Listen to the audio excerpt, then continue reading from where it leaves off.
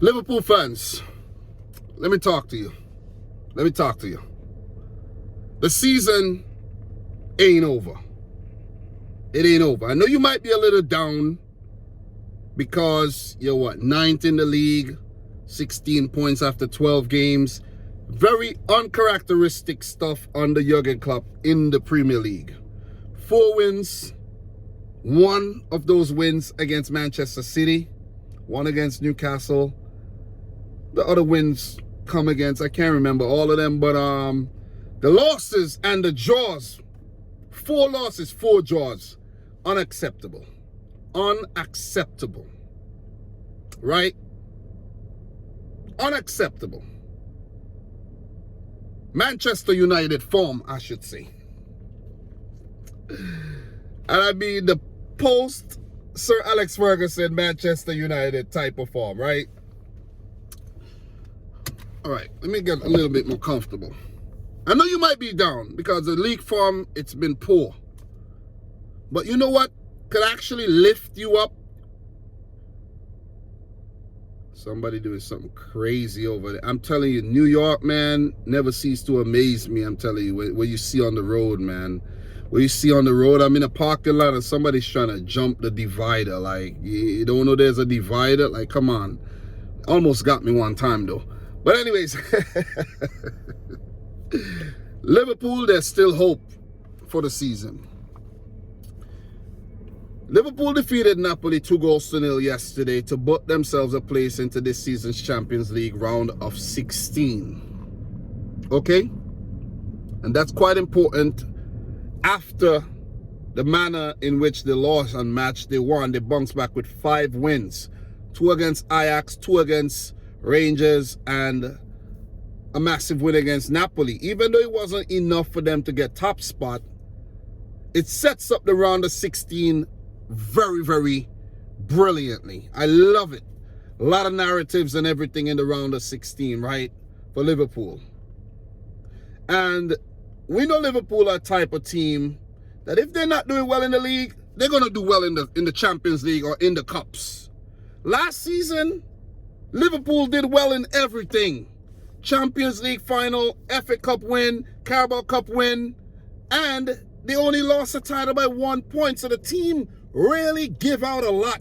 And that's why I went and I predicted Liverpool to win the title this season, because the previous occasion where they came close to winning it, they won it the next season. So I thought that they were going to repeat that trick. They were going to actually come back with the A game and just, you know, jump over Man City and won up last season. But it's not been the case. And maybe the reason why that's not the case is because Klopp has not brought in enough reinforcements, you know what I'm saying? Because when you think about all the players that's injured this season, it has affected the team, because Liverpool have been, I think, involuntarily playing rotated 11s. You see what I'm saying? You know you got to rotate, but still you don't want to rotate too much that it weakens the team, right? And bringing in players who are inexperienced and still need to settle. And maybe Liverpool missed the trick of not moving on guys like Oxlade-Chamberlain, Naby Keita when the opportunity presented itself. Maybe they let go the wrong guy. Maybe a guy like Divock Origi should have stayed at the club. You see what I mean? Maybe they needed to bring in another midfielder. I know they brought in Carvalho, but maybe another midfielder should have been brought in for cover and get rid of a guy like Oxlade-Chamberlain. I know he was injured and everything, but get rid of him, man. You know what I'm saying? Get rid of him. Part by mutual consent. Get rid of him. End up the contract. But Liverpool, you know, they're not ruthless enough, in my opinion, when it comes to moving on players. Look at James Milner. I know he does a job still, but come on, you know what I mean? Think about it. You get rid of Milner and you bring in I'm not saying this is what Liverpool, you know, fans want. I'm just saying, get rid of Milner and bring in a player like, I'm just saying, maybe like a James Maddison. Maybe Maddison in the midfield. Milner is now a utility man. Stopgap. A Band-Aid. And why you need a Band-Aid? You need a Band-Aid if you're injured, if you're cut, if you're bleeding. And that's all that Milner provides, in my opinion. Because you can't tell me Milner is part of your best team. You can't tell me that. You see what I mean? Don't tell me that. Don't tell me that. So,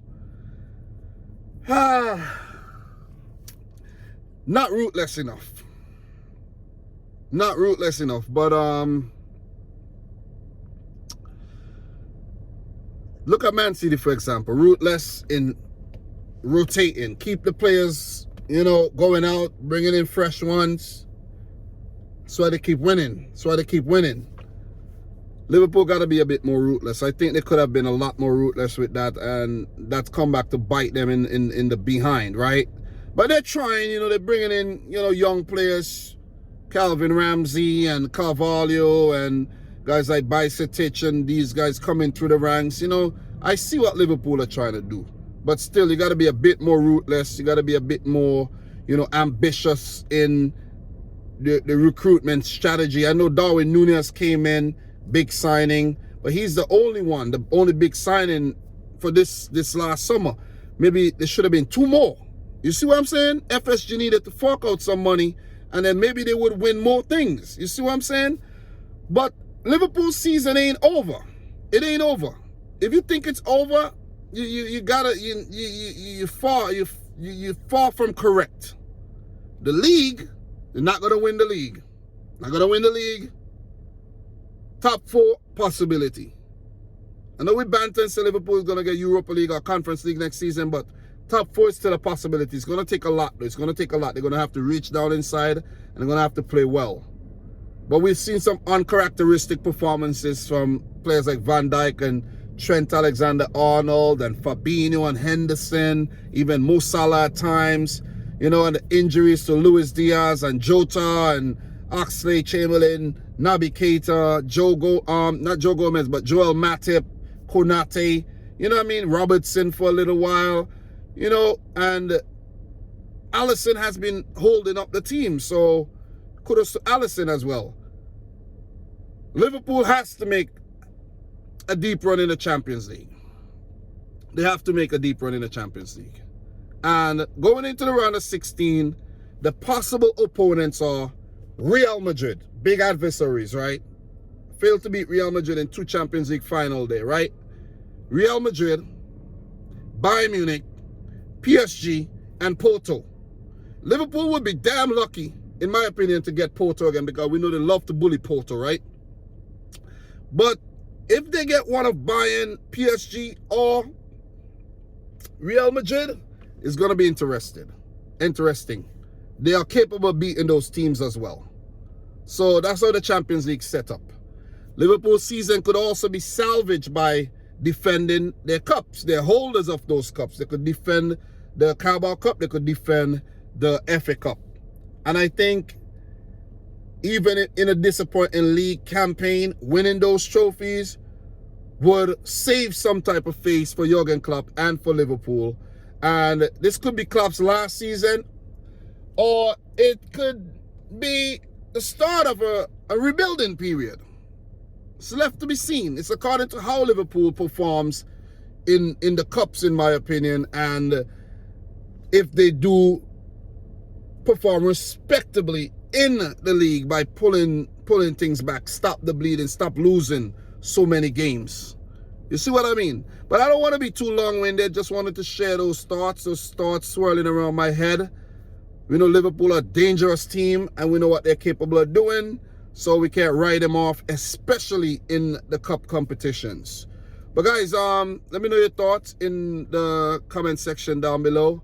Maybe Liverpool are missing Sadio Mane. Maybe he's the missing piece. Maybe, yeah. I haven't mentioned him. Maybe a Divock Origi would have helped. Maybe a Minamino. But anyways, man, subscribe if you're new, like the video if you haven't yet done so. Just coming back on a positive tip for Liverpool, because I know Liverpool fans hate when I'm negative, all right? So guys, I'm your boy Dom. Subscribe to the channel if you're new, like the video if you haven't yet done so. And until next time, peace out. Rich Squad. Peace.